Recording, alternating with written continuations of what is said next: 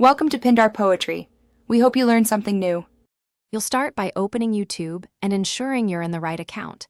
This saves time if you want the setting to persist. Click your profile icon in the top right corner to reveal the account menu. Once the menu appears, look for an option labeled Appearance or Dark Theme. On mobile, it's in Settings. You do this because the theme controls live here and it's faster than hunting through general device display settings.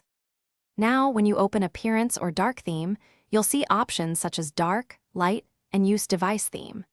You should select Light to turn dark mode off immediately, or choose Use Device Theme if you want YouTube to follow your phone or computer settings. Once done, the UI should refresh and show the light interface.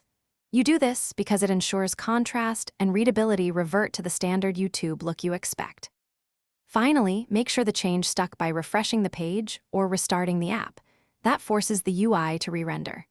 If the light theme doesn't show, check for browser extensions or OS-level dark mode that can override YouTube's setting. If problems persist, sign out and sign back in or clear the app/browser cache to remove stale settings.